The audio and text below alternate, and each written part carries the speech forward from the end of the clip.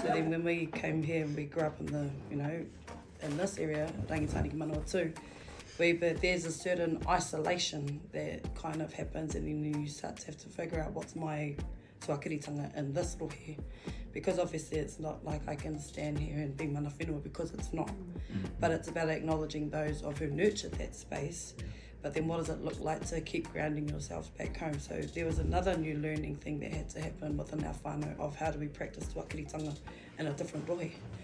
It's kaupapa whānau, it's kapahaka, it's different wānanga, it's different kaupapa whānau that you become connected to, because then you find those people who have, whether it's belief systems, whether it's the same sort of hobbies, if you call it, but then it comes down to you have the same tikanga, because everyone here talked about the iwi being from somewhere else. So what is it that keeps us into that space of being able to maintain our tuakiritanga on a different whenua, but still living up to that standards? And it is growing the kids within that space. In some of the forums that I find myself, I have been questioned, not being because delivering whaikōrero on behalf of a workplace.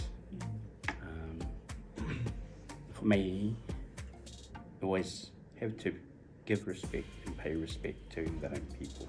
I find if you pay respect to the mana whenua, generally they'll side with you in developing that relationship.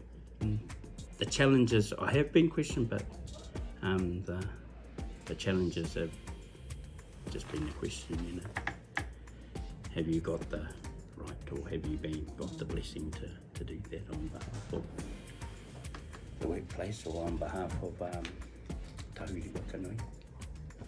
Yeah. But always knowing where you are, whose land you're in, to keep you safe. Because when I was younger, I was whakahihi as, thought I knew everything, but knew nothing, really. Have you ever been confronted at some, like in that scenario? And how did you deal with the confrontation? Back in Kaikohe. Oh, eh? Back in Kaikohe, he pretty much stood up and said, "Who's this young fella?" Because he knew my whakapapa. Who are you to be speaking to us? And all went down. All went down. But had some safeguards in there. Won't do that again. And boy. So, my mum is Cook Islander, so I was raised by my mum who's an Islander. She made the choice to, when we were younger, my two older brothers, they didn't go to Kirakopa because there were none around. But when my brother, who's just older than me, when we came along, she made the choice to put us into Kohangareo and Kirakopa.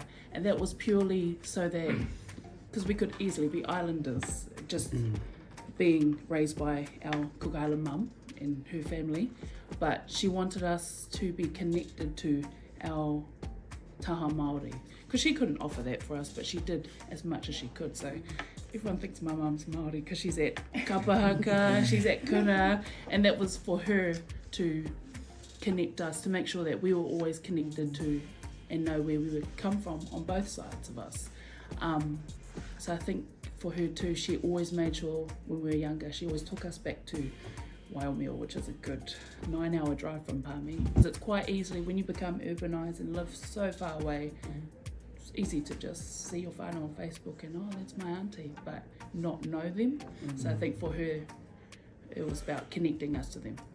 Because if you're not connected to your whānau, then you feel a bit displaced in the world, I suppose. So thank my mum for that, if you see this. I thought hakas too, just like in an everyday thing, tuakiritanga, because kapahaka, that is a huge part of who I am.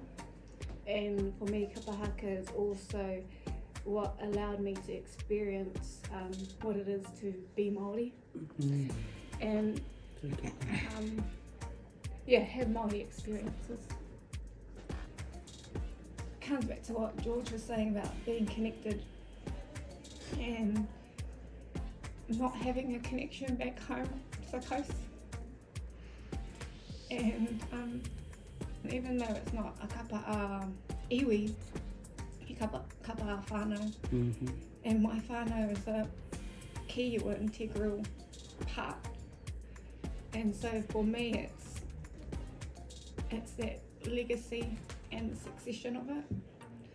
Being at it, you know, as a 15-year-old kid, not really understanding or, you know, the greatness of it at the time, and now being, you know, 15 years later, looking back and having kids of my own now, and seeing them, you know, our baby can't really even talk, but he can sing all of our songs. You know, he can haka, and, you know, so it's seeing that, and now being in the ranks with my nieces and nephews, you know, and knowing one day that's going to be my kids.